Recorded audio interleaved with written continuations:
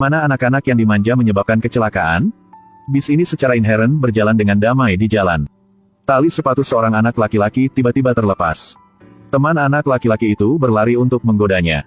Beri sopir 100 yuan dan suruh dia mengikat tali sepatumu. Bocah ini terbiasa diganggu oleh teman-temannya. Atas desakan teman dan canda tawa, bocah itu hanya bisa pergi ke tempat pengemudi. Pengemudi itu berteriak padanya, "Duduk diam di tempatmu." Anak laki-laki itu pergi ke pengemudi dan berbisik, "Jika Anda mengikat tali sepatu saya akan memberi Anda 100 yuan." Pengemudi ini pura-pura tidak mendengar apa-apa. Siapa sangka bocah itu marah dan berkata, "Ikat tali sepatuku, tidakkah kamu dengar?"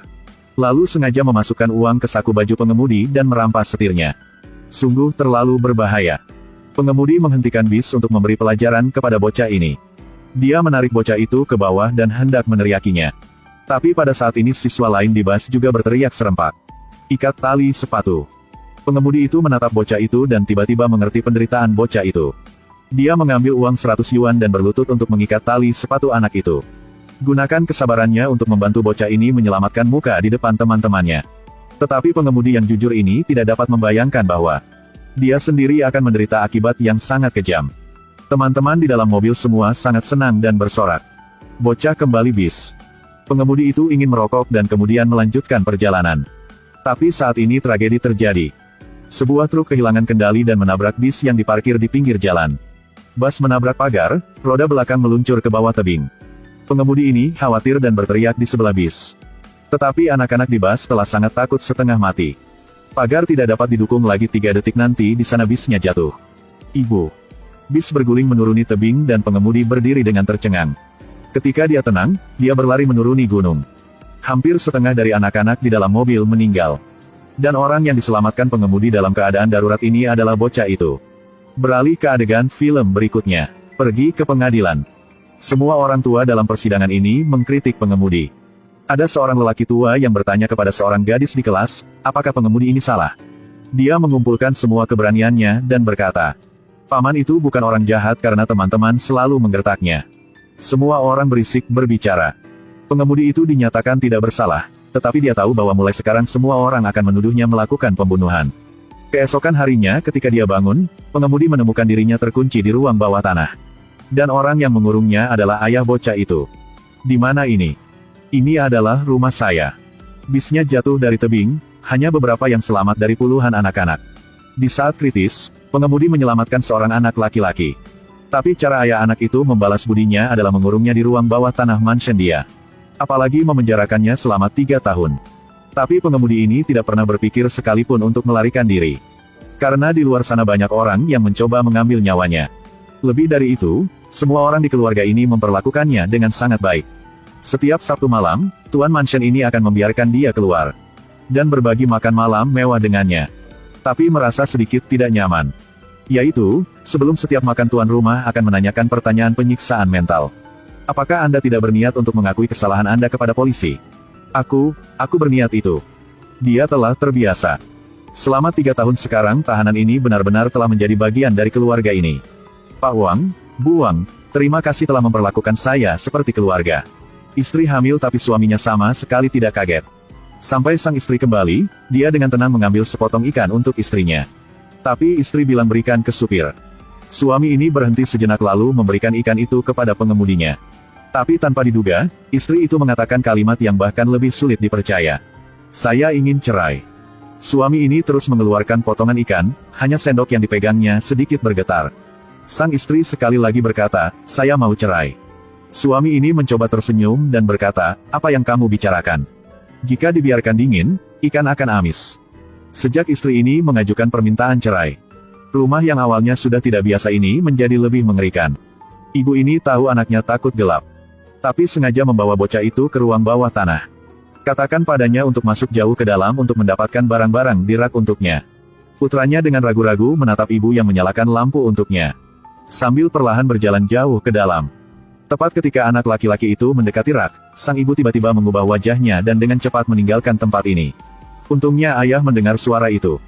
Berlari menyelamatkan putranya yang ketakutan setengah mati. Tapi jangan biarkan tampang bocah ini membodohi. Dia terlihat jinak dan imut tetapi sebenarnya memiliki banyak skema. Bocah itu terus terang mengatakan kepada ayahnya bahwa Aku melihat kakak masuk ke mobil pria aneh. Dia juga mengancam kakaknya. Jika kakak berani mengkhianati rumah ini, mengkhianati aku dan ayah. Tentu saja, kakak perempuan ini tidak mudah untuk dibully. Dia memikirkan cara untuk melakukan serangan balik.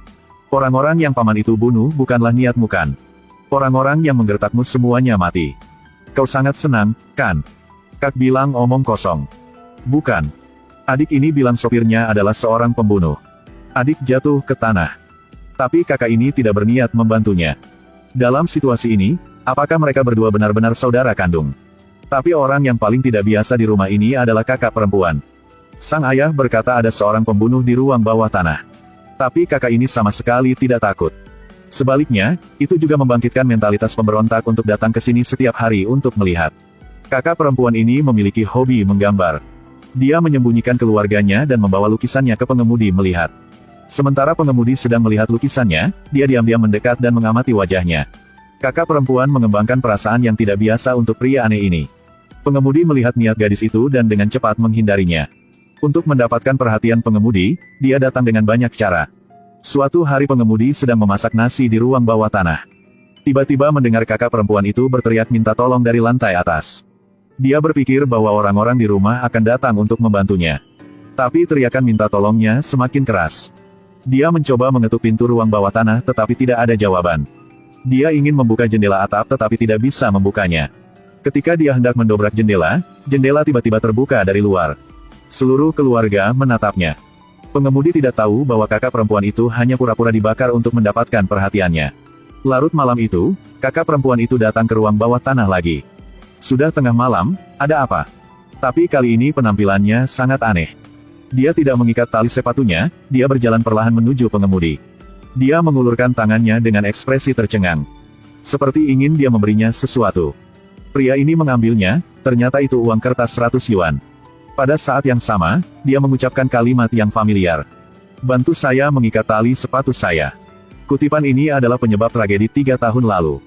Saya memberi Anda 100 yuan, tolong bantu saya mengikat tali sepatu saya. Pengemudi ini tiba-tiba merasa takut. Ada apa denganmu, Cutong? Untung kakaknya muncul tepat waktu. Hentikan kakaknya dari melakukan hal-hal gila. Kak tidur sambil berjalan jadi biarkan aku membawanya kembali. Pengemudi itu memperhatikan sesuatu dan menahan bocah itu. Tapi dia tidak mengatakannya, hanya kembalikan 100 yuan. Akhirnya, suatu hari kakak perempuan itu pergi ke pengemudi dan menceritakan rencananya. Apa pendapatmu tentang kita kabur dari rumah ini bersama? Apakah Anda tahu betapa bahagianya Anda memiliki keluarga seperti ini? Video ini dari film mendatang, Home Sweet Home. Apa kebenaran tentang kecelakaan 3 tahun yang lalu? Rahasia apa yang disembunyikan keluarga bahagia 4 orang ini? Meminjam kata-kata kakak perempuan adalah, rumah kami sedikit tidak biasa. Tapi siapa iblis itu masih belum diketahui. Iblis yang dia sebutkan. Itulah ayah yang tegas. Ibu yang lembut. Atau apakah itu adik laki-laki dengan banyak niat jahat? Pengemudi di penjara itu, apakah itu bos terakhir? Atau apakah dia hanya mainan di tangan orang lain? Saya telah membaca novel ini. Itu pada dasarnya dianggap sebagai film paling menegangkan tahun ini. Dalam video ini, saya dapat memberi Anda 2 petunjuk. Selain orang-orang di rumah aneh ini, masih ada 2 karakter yang tidak kurang penting lagi. Salah satu karakternya adalah gadis ini bernama Lulu ini. Ada karakter lain yang hanya muncul dalam sekejap mata. Itu anak laki-laki yang menggertak Cuki. Perhatikan matanya berwarna biru keabu-abuan. Ini adalah film dengan banyak detail kecil. Akhir film ini sangat mengejutkan. Di luar imajinasi. Dadah dan sampai jumpa di video berikutnya.